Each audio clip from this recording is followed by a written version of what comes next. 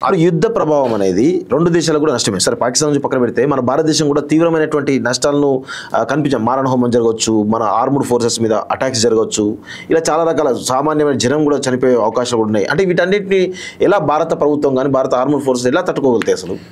మన దగ్గర కూడా ఆ శక్తులు ఉన్నాయి, జరుగుతాయి, తప్పదు. ఇప్పుడు కొంత తప్పదు.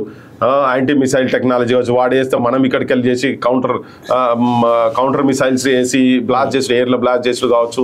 ఆ టెక్నాలజీ అంతా మన దగ్గర కూడా ఉన్నాయి. మనకు తెలియని శక్తులు కూడా మన కిందాక సామాన్యులకు తెలియనంత ఫోర్స్ కూడా మనలో ఆల్రెడీ తెచ్చిపెట్టుకున్నారు. లేని టెక్నాలజీ ఇప్పుడు ఇజ్రాయెల్ అసలు వాళ్ళు నువ్వు ఏదంటే అది నేను నీకు సపోర్ట్ చేస్తాను. నెతన్యాహు ఆల్రెడీ స్టేట్మెంట్స్ ఇచ్చి చాలా ఓపెన్ సపోర్ట్ కూడా చేస్తా ఉన్నారు. టెర్రరిస్టులను అంతమొంచేందుకు ఇలా ప్రపంచం మొత్తం ఒకటి కావాలనేది కూడా ఉన్నది. ఇవాళ మన ఒక్కరి సమస్య కాదు ఇది. ఈ టెర్రరిస్టులతోటి అమెరికా కూడా ఇబ్బందులు పడ్డది. వరల్డ్ ట్రేడ్ సెంటర్ 1000 మంది చచ్చిపోయింది కదా. అమెరికన్ ఇంటెలిజెన్స్ అంత పెద్ద ఇంటెలిజెన్స్ లో ఉన్న తర్వాత కూడా ఏజెన్సీస్ అక్కడ వర్క్ చేస్తున్నారు. పెంటగాన్ మీద నువ్వు స్ట్రైక్ చేసేది కూడా వాళ్ళకు తెలియదు. 5 గాలి మోటార్లు గాలిలోనే వాళ్ళ పెట్రోల్ పెట్టి వాళ్ళే పెట్టి ఒక్కడు మనిషి అనుకొని తీసుకుపోయి చేయగలిగిన శక్తి తీసుకొచ్చుకొని చేసింది కదా. సో వాళ్ళ దగ్గర కూడా నష్టం జరిగింది. ఇవాళ నువ్వు ఏ దేశమైనా యూకేలో ఉన్నది ఈ సమస్య, ప్రపంచంలో చాలా దేశాలలో ఈ టెర్రరిజం అనేది అంశం వస్తూనే ఉన్నది. మన దగ్గర ఇంకెక్కువ ఉన్నది. మన దగ్గర చైనా పాకిస్తాన్ కు సపోర్ట్ చేస్తా ఉన్నది. అది కూడా మనకు కొంచెం చూడాలి. టర్కీ అంశం కావచ్చు, ఇలా ఆఫ్ఘనిస్తాన్ ఇటు సైడ్ కొద్దిగా సపోర్ట్ బేస్ ఉన్నది.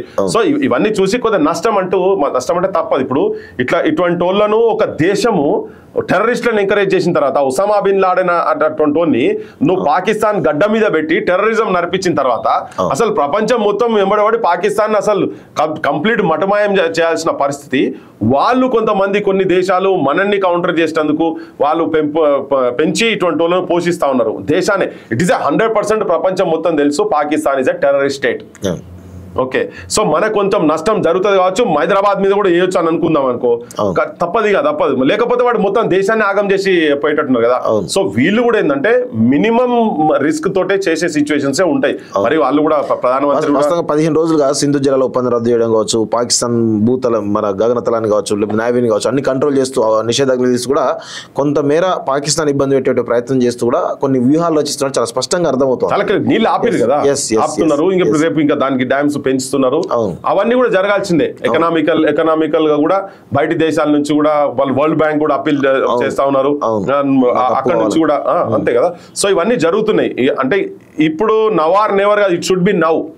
ఇప్పుడు చేయాల్సిందే. ఇక ఇంతకన్నా ఎక్కువ ఇంకేం కావాలి. డైరెక్ట్ వచ్చి దేశంకి వచ్చి మన దగ్గరకు వచ్చి వాడు మొత్తం నీ మతం ఏందని చెప్పి చూపించి మతంని చూపించి కొట్టే స్థాయిదానికి వచ్చిందంటే ఈ దేశంలో ఉన్నటువంటి మత సామరస్యాన్ని కూడా డిస్టర్బ్ చేయాలనే కాడికి అంత తీసుకొచ్చిన తర్వాత ఇంకా ఆగేది ఎక్కడిది? సమస్య లేదు. అంటే ఇప్పుడు మనం ఆర్మ్డ్ ఫోర్సెస్ దాని మీద పైసలు పెట్టి అంతా కూడా దేశ రక్షణ గురించి ఇవన్నీ ట్రైన్డ్ సోల్జర్స్ మన దగ్గర తయారు చేసి పెడుతున్నాం కదా. రక్షణనే చేసుకోలేనప్పుడు మనకున్న శత్రువు ఇప్పుడు ఓన్లీ పాకిస్తాన్ అంతే. ఇప్పుడు మనం కూడా అన్ని శక్తులు ఒడ్డి అవసరమైతే ఎకనామికల్ గా 4-5 ఏళ్ళు వెనుకపోతాం కావచ్చు, పూట కింద తిన్నా పర్వాలేదు. మన దగ్గర బొచ్చడు మంది ప్రపంచంలో ధనవంతులు ఉన్నటువంటి జాగా మనది. అంబానీలు అదాని ఏం చేస్తున్నారు? వాళ్ళ దగ్గర పైసలన్నీ తీసుకొని పెట్టాలి. అవసరమైతే దేశానికి అవసరం పడ్డప్పుడు ఇటువంటి వాళ్ళ దగ్గర ఉన్న పైసలన్నీ మొత్తం తీసుకోవాల్సిన అవసరం ఉంటది.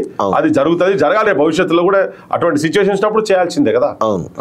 విదేశాల్లో ఉన్నత విద్యను చదువుకోవాలని అనుకుంటున్నారా? అయితే వెంటనే ఫ్లైగ్రాడ్ ఓవర్సీస్ ఎడ్యుకేషన్ కన్సల్టెన్సీని సంప్రదించండి. మీ విదేశీ కలలను సాకారం చేసుకోండి. ఫ్లైగ్రాడ్